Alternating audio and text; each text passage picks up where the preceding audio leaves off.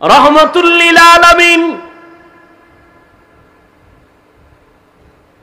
নারীদের ইজ্জত রক্ষা করতে গিয়া বাবাদের বললেন নারীদের আর হত্যা করা যাবে না, কন্যা হত্যা করা যাবে না। নবীর এই আদর্শ বাস্তবায়ন করতে গিয়া দান দান শহীদ করেছেন। তারপরেও নবী কোনদিন জিদের বশবর্তী হয়ে রাগ করে কারো উপরে জুলুম করেন নাই। আর ওই নবীর আদর্শ পালন করে সাহাবায়ে কেরাম সারা দুনিয়াতে এত দৃষ্টান্ত স্থাপন করেছেন যে আজকে সাহাবায়ে কেরামের আদর্শ নিয়ে দুনিয়ার মানুষ তার জীবনকে সুন্দর করে। রাসূলের জন্য নিবেদিত প্রাণ সাহাবায়ে কেরাম, যেই নবী দান দান শহীদ করেছেন দ্বীন ও ইসলামের জন্য, ওই নবীর মহব্বতে উহুদের ময়দানে ওই রক্তমাখা দ্বীনের আলামত এখন উহুদ পাহাড়ের সাথে লেগে আছে। বহু বছর চেষ্টা করছি বাইতুল্লাহ থেকে মদিনায় গিয়া উহুদ পাহাড়ের ওই জায়গাটা একটু বসবো, দেখবো নবী যেখানে দান দান শহীদ করে বসছিলেন। সুযোগ পাই না, ওই দেশের সরকার আটকায় দিয়েছে। এই বছর একটু সুযোগ পেয়েছে। রহমতের নবীর দান দান শহীদ হয়ে গেল। কাফেরেরা এলান করলো মুহাম্মদ দুনিয়ায় নাই। কান্নার আওয়াজ চতুর্দিকে ছড়ায় পড়ল। বেলাল পয়গম্বরের সাহাবী আজান দিতেছেন। ওই বেলালের কানে আজানের মাঝখানে আওয়াজ আসছে মদিনার নবী জিন্দা নাই। আজান বাদ দিয়া মাঝখান থেকে দৌড়ায় আমার নবীকে দেখার জন্য। যেই নবী দুনিয়াতে নাই তার জন্য আজান দিলাম, সে না থাকলে আজান আর দিব না। ঠিকই নবীর ইন্তেকাল যখন হয়ে গেল, বেলাল বলে আর মদিনায় থাকতে পারি না, আজান আমি দিয়া সহ্য করতে পারি না। সিরিয়ার জমিনে বেলাল চলে গেল। বেলালের কণ্ঠের আজান যদি না হয় ফজরের অন্ধকার আলোকিত হয় না। কাফেরেরা কয় মুহাম্মদের বংশ শেষ, ও মরে যাবে, বংশ শেষ হয়ে যাবে, ওর বংশ রক্ষার কোনো ছেলে নাই। নবীর দুঃখ লাগছে। আল্লাহ কয় নবী আমি আপনার ডাইরেক্ট ছেলে না দিলেও এমন ব্যবস্থা দিছি কিয়ামত পর্যন্ত আপনার প্রশংসা থাকবে সবার মুখে। ইন্না আতাইনা কাল কাউসার, আমি আপনাকে কাউসার দিলাম। কাউসারের এক অর্থ হলো রুহানি সন্তান। যদিও নবীর ঔরাত জাত সন্তান নাই, কিন্তু গোটা দুনিয়াতে ১৫০০ বছর পরেও রুহানি সন্তানের অভাব নাই দুনিয়াতে। আজও রাসূলের বিরুদ্ধে কথা বলে কেউ নিস্তার পায় না। রুহানি সন্তানেরা মাথা উঁচু করে আন্দোলনে নেমে পড়ে। রাসূলের দুশমনরা কেউ মাথা উঁচু করে দাঁড়াতে পারে না, কোরআনের বিরুদ্ধে কথা বলে দাঁড়াতে পারে না, ইসলামের বিরুদ্ধে কথা বলে দাঁড়াতে পারে না, কিয়ামত পর্যন্ত পারবে না ইনশাআল্লাহ। এমন রহমতের নবী বলেন আমি 4 কন্যার বাবা। আর কন্যার বাবাদেরকে বলে দিলেন এই কন্যার বাবারা, একটা কন্যা পেয়েছো তো একটা জান্নাতের মালিক হয়ে গেছো। সুবহানাল্লাহ না? 2টা কন্যা পেয়েছো, 2টা জান্নাতের মালিক হয়ে গেছো। তার মানে যারা কন্যা পাইছো তোমার ঘর রহমতে ভরপুর হয়ে গেছে। তাসলিমা কয় নারীদের উপরে আল্লাহ জুলুম করছে, আল্লাহ বড় জালেম। দেখেন কি পরিমাণ অপরাধের কারণে দেশেও আর থাকার কোনো সুযোগ হয়নি। ভাইরা আমার, আল্লাহ পাক নবীর মাধ্যমে মক্কা নগরীটাকে এত সুন্দরভাবে সাজায় দিলেন। ওই আদর্শ আজকে যারা পালন করে ১৫০০ বছর পরে আজও তারা শান্তিতে আছে, সম্মানে আছে। নবী বলেন আমি 4 কন্যার বাবা। ও কন্যার বাবারা, একটা কন্যা যদি পাও একটা জান্নাতের মালিক হয়ে যাবে। কন্যাদের অধিকার আল্লাহ বাড়ায় দিলেন নবীর মাধ্যমে। রহমতের নবীর 25 বছর বয়স, রহমতের নবী হিসাবে কত পাওয়ার। আবার আল্লাহ তাকে আলাদা স্পেশাল পাওয়ার দিলেন, নবীকে আলাদা। 25 বছরের কালে নবীর কত পাওয়ার যৌবনের। এই যুবকেরা, নাস্তিকদের জানায় দাও 25 বছরের যুবক আমার নবী, তার শক্তি কত, যৌবনের পাওয়ার কত। যুবকেরা টের পাওনি? কি টের পাবো, মোবাইলে সব শেষ। সবগুলো হারবালের রোগী হয়ে গেছে, সবগুলো। 25 বছরের যুবক, ফুটন্ত গোলাপের মতো চেহারা, আর চেহারা সব কার্টুন হয়ে গেছে, কার্টুন। সারাদিন কার্টুন দেখতে দেখতে আর মোবাইলে সারা রাত সজাগ থেকে উল্টা পাল্টা রাস্তায় ঘুরতে ঘুরতে শরীর শেষ, যৌবন শেষ, জীবন শেষ, চেহারার মধ্যে কোনো নূর নাই। কে বলবে এই কথা? কে বলবে এই কথা? আর ওদিকে ওপেন চ্যালেঞ্জ দিয়ে রাখছে বাসের সাইনবোর্ডে লাগায়।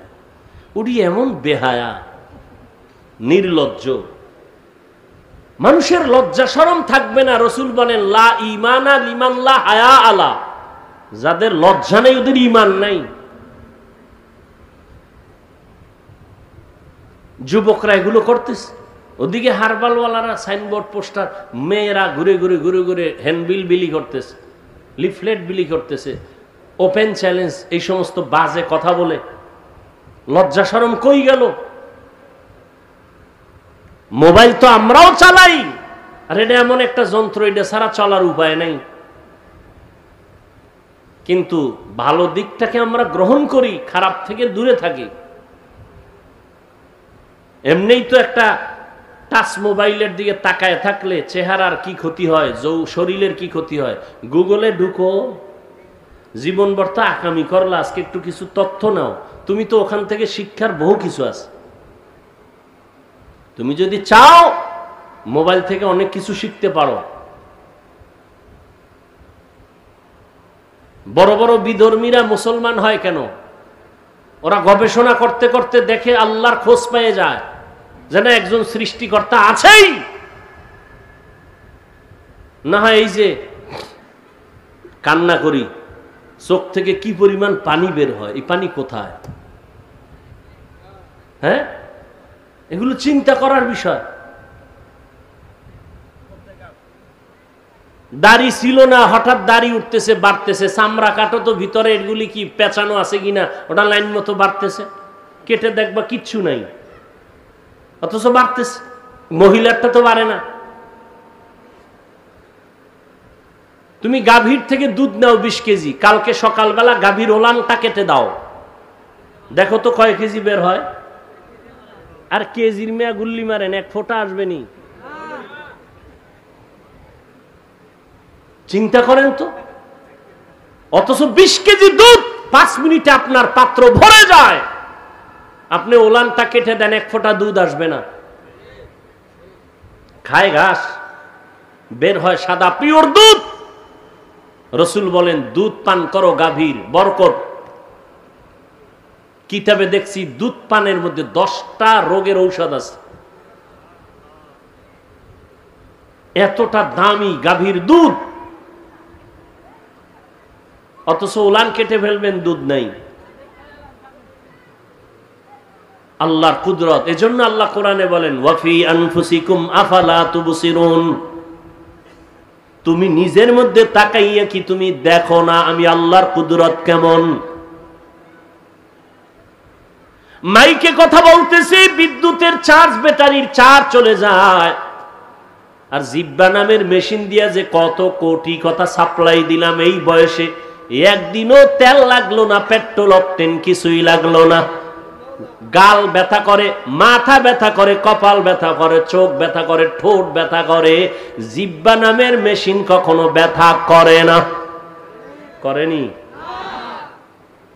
বড় কঠিন। প্রধানমন্ত্রী বক্তব্য দিবেন, টিম গঠন করে লিখে দাও কি বক্তব্য দিব জাতির সামনে, 5 মিনিটের বক্তব্য লিখে দাও। যদি ভুল ভাল বলে ফেলি তো মানুষ আমার উল্টা হয়ে যাবে। আর আমরা ঘন্টাকে ঘন্টা প্রতিদিন বয়ান করি। ফজরের পরে বয়ান, আসরের পরে বয়ান, মাগরিবের পরে বয়ান, এশার পরে বয়ান, 12 মাস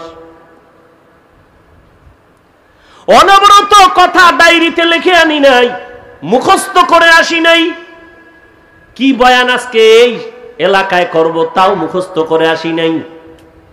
কিন্তু একের পর এক কথা বের হচ্ছে, বের হচ্ছে, বের হচ্ছে, টাইম মতো ঘুম নাই। এই সফর করে আসার পরে শুধু ঘুম আর ঘুম, শুইলেই ঘুম। এরপরে যে বয়ান করতেছি একটা কথা যদি উল্টা পাল্টা বের হইয়াই যায়, বন্ধু আমার দুশ্মনে পরিণত হবে। কেউ আমারে সাজাইয়াও দেয় নাই। এইভাবে আগামীকাল বয়ান, প্রত্যেক দিন বয়ান, 12 মাস। ঘুম টাইম মতো হয় না। তোমরা যখন ঘুমাও তখন আমরা গাড়িতে রাস্তায় থাকি। এরপরেও 2-1টা কথা একটু স্লিপ হয়ে যায়। আর সেই সমস্ত 2-1টা কথা নিয়ে যদি কোনো উম্মত আমাদের বিরুদ্ধে লেখালেখি করে, ওর মতো আলেমের দুশ্মন কুলাঙ্গার জমিনে আর দ্বিতীয় কেউ হতে পারে না। ঘন্টাকে ঘন্টা কথা বলতেছি, লেখা নিয়ে আসছি। কি মনে হয় মুখস্থ করে আসছি যে আজকে এত এই কয়টা কথা বলবো? এ কুদরত কা, এর মধ্যে 2-1টা ভুল অনিচ্ছায় হতে পারে।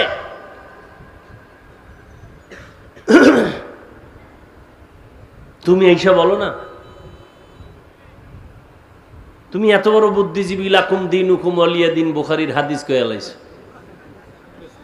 হ্যাঁ, ঈদের নামাজের জানাজা বানায় এলাইছো, আছে না নাই? হ্যাঁ, আল্লাহ আমাদের হেদায়েত দান করুন। কষ্ট হইতেছে? আর একটু সামনে আগাবো। ঘুমাবা নয় তো গরবে মোবাইলই চালাবা, আর কি করবা? হায় হায় হায় হায়। ওয়ামা আরসালনাকা ইল্লা রাহমাতাল লিল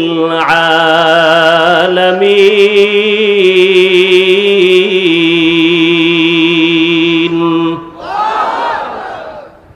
এই যে এত বয়ান শুনো যুবক বাবারা, অন্তরে মায়া আছে না? মোহাব্বত লাগে না? এই বয়ান তো কোরআন থেকে বলতেছি, রসুলের থেকে বলতেছি। সেই কোরআন কেন পড়ো না? কোরআনটা কেন বুকে লাগাও না? আরবের দেশে যাও, দোয়া করি আল্লাহ সবাইকে একবারও যদি হয় বাইতুল্লাহ রসুলের রওজায় যাওয়ার তৌফিক দান করেন। আমিনও কয় না, পুরাটা কও আল্লাহুম্মা আমিন। মনে চাইনি?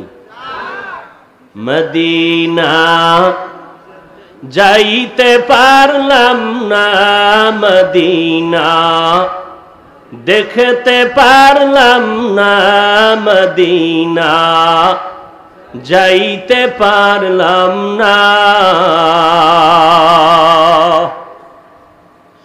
আমি অসহায় তাই এত দূরে রই, শুধু সালাম জানাই, মদিনা যাইতে পারলাম না, মদিনা দেখতে পারলাম না। আরবের ভিতরে যাও, ওরা যারা গাড়ি চালায় ড্রাইভার, ওরাও কোরআন পড়ে। গাড়ি চালু অবস্থায় চালক চালাইতেছে আর তেলাওয়াত করতেছে। মিশরের জমিনে গিয়ে দেখো, ইউসুফ নবীর দেশ, মাঠে ময়দানে চাষাবাদের কাজ করে, জবানে সুন্দর তেলাওয়াত চলতেছে। আমার মাওলার কোরআন এত সুন্দর,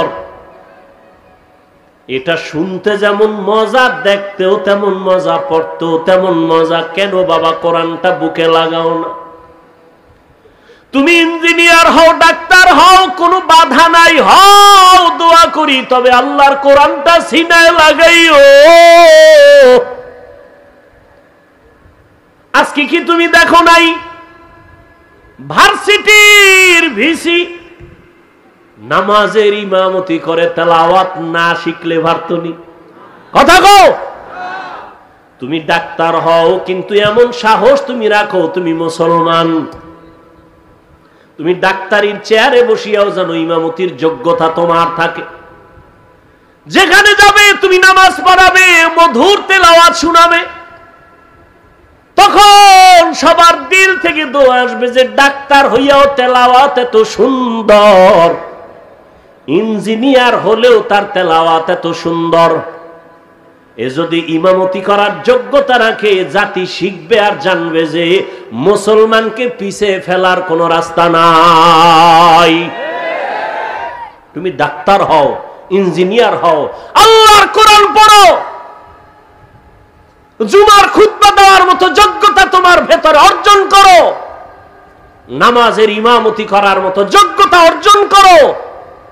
ইমামতির যোগ্যতার সব থেকে বড় যোগ্যতা হলো বিশুদ্ধ কোরআনের তিলাওয়াত। আরবের ড্রাইভারেরা তেলাওয়াত করে, সাধারণ মানুষ কোরআন পড়ে। কোরআন শিখতে 20 দিন লাগে। কয়দিন? 20 দিন মানে 20 ঘন্টা। 20 দিনের 20 ঘন্টা লাগে।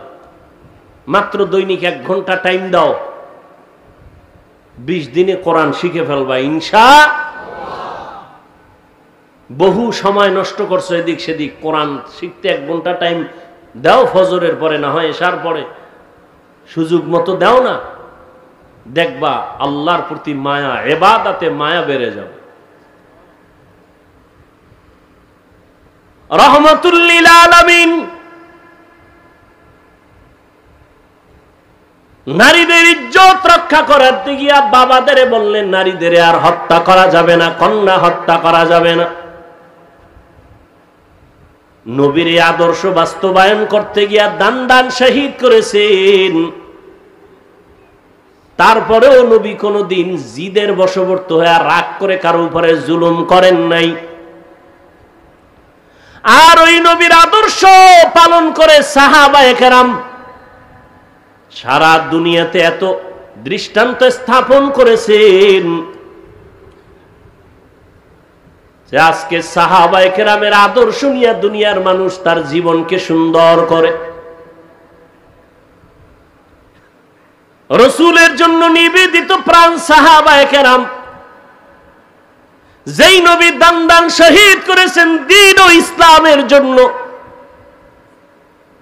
ওই নবীর মহব্বতে উহুদের ময়দানে ওই রক্তমাখা দ্বীনের আলামত এখন উহুদ পাহাড়ের সাথে লেগে আছে।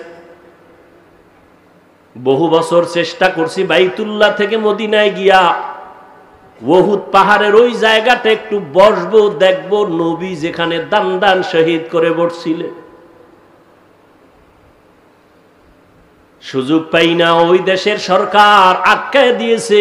এই বছর একটু সুযোগ পেয়েছে। রহমতের নবীর দান দান শহীদ হয়ে গেল। কাফেরেরা এলান করলো মুহাম্মদ দুনিয়ায় নাই। কান্নার আওয়াজ চতুর্দিকে ছড়ায় পড়ল। বেলাল পয়গম্বরের সাহাবী আজান দিতেছেন। ওই বেলালের কানে আজানের মাঝখানে আওয়াজ আসছে মদিনার নবী জিন্দা নাই। আজান বাদ দিয়া মাঝখান থেকে দৌড়ায় আমার নবীকে দেখার জন্য।